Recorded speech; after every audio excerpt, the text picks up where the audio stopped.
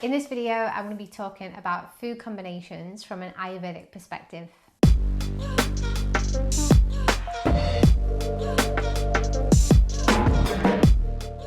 Hi, welcome back to the channel. My name's Kim, and in these videos I share with you how to lead a more Ayurvedic lifestyle. And today I want to share with you the Ayurvedic point of view on correct and incorrect food combinations. So Ayurveda divides food into two predominant qualities, as does the old Chinese system, those being hot and cold. So the hot tastes include pungent, the sour taste and the salty taste. So pungent includes things like spices, sour taste, lemons, vinegar, and then the salty taste. Then you've got the cold taste, which are bitter, such as spinach and kale, aloe vera. The sweet taste, which includes milk, dates, that kind of thing. And then you've got the astringent taste, so things like legumes and lentils. Now in general, from an Ayurvedic point of view, we want to include all these tastes in our diet as much as possible because they all have different benefits on the body. However, there are certain foods which we don't want to combine because they're too opposing in nature.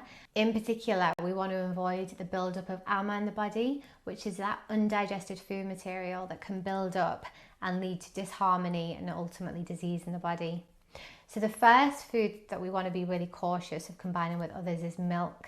Milk is particularly heavy and it's cold in its potency. So you want to avoid combining it with foodstuffs that are too opposing in nature and also that are really heavy. So things like yogurt, fish, meat, crab.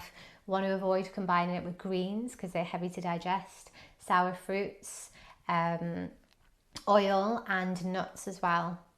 You can combine milk though with some cooling spices, so things like turmeric.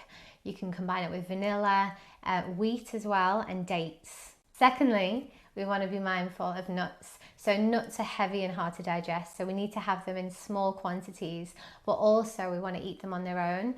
Particularly try and avoid eating them with things like pulses, fish, meat again, eggs, that kind of thing. Then we've got tomatoes. Now tomatoes are a nightshade, and the nightshades in general are quite taxing on the digestive system. So try and avoid combining tomatoes with milk and yogurt in particular.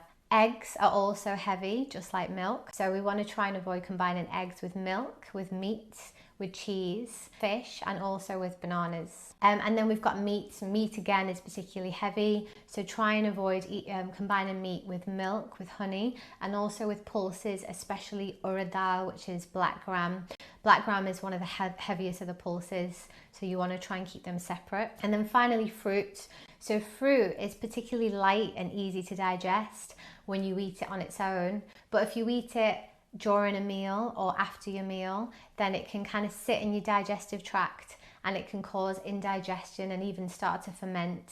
So try and eat fruit on its own as a snack, and even try and combine it with similar fruits. So mixed berries are a great snack, or tropical fruit. Try not to combine too many different fruits together. However, I want to point out as well that elsewhere, Ayurveda does say that if you're someone who's particularly active, then you can eat whatever you want because your digestive fire can handle it because you're so active. And today's equivalent would be someone who's like an athlete. So it's just something to bear in mind. If you're particularly active, or if it's during winter, then your body can handle a bit more of what you throw at it because it is strong. But if you're leading a bit of a sedentary lifestyle, or if it's spring or summer when your digestion isn't as strong, that's when you need to be more mindful of these incorrect food combinations. So that's it for that video. I hope that all makes sense.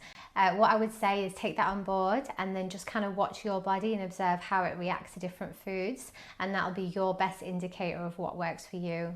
If you've got any questions or comments, please leave them below.